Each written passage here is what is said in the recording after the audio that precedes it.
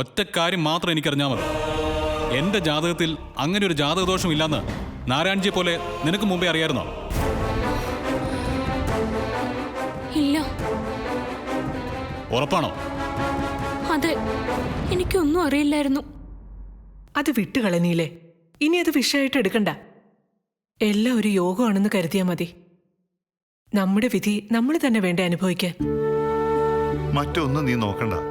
ഇവളുടെ സ്വഭാവം മാത്രം നോക്കിയാൽ മതി.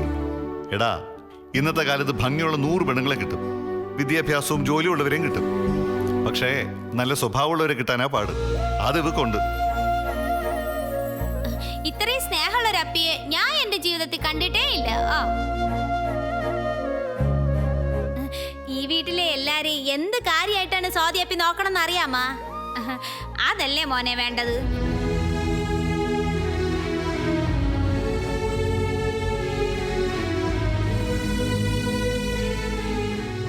മോൻ ഭാഗ്യവാനാണ്. അതുകൊണ്ടാണ് ഇതുപോലൊരു അപ്പിയെ കല്യാണം കഴിക്കാൻ പറ്റിയത്.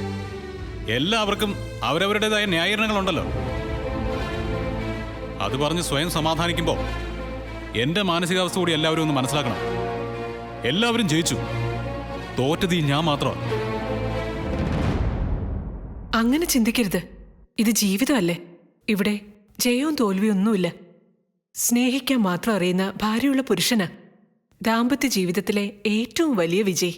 അങ്ങനെ നോക്കുമ്പോ നിന്നോളം വിജയി ആരാ ഉള്ളത്? കൂടുതൽ വിശദീകരണങ്ങളൊന്നും വേണ്ട. എന്നെ ഒന്ന് തനിച്ചു വിടും. എനിക്ക് പലതും ആലോചിക്കാനുണ്ട്. ആലോചിച്ചോ, പക്ഷെ അതിന്റെ പേരിൽ ഈ വീട്ടിലാരും ദുഃഖിക്കേണ്ടി വരരുത്. അതെ, ഒന്നും ആരുടെയും തെറ്റല്ലെന്ന് നീ മനസ്സിലാക്കണം. അല്ലേ? നാരായൺജി ചെയ്തത് ശരിയാണെന്നാണോ അമ്മ പറഞ്ഞു വരുന്നത്? അത് അദ്ദേഹം ത്രികാലജ്ഞാനിയല്ലേ. ഒന്നും കാണാതെ അദ്ദേഹം ഒന്നും ചെയ്യില്ല. ആയിരിക്കാം, പക്ഷെ എനിക്ക് എന്റേതായ ചില തീരുമാനങ്ങൾ എടുക്കാനുണ്ട്. അതെടുത്തു കഴിഞ്ഞാൽ ഒരിക്കലും മാറുകയില്ല. മോനെ, നീ അരുതാത്തതൊന്നും ചിന്തിക്കരുത്. അമ്മേ പ്ലീസ്, എനിക്ക് ആർഗ്യൂ ചെയ്യാൻ വയ്യ. അങ്ങനെ ഒരു മാനസികാവസ്ഥയിലല്ല ഞാൻ. ശരി അമ്പിളി, വാ.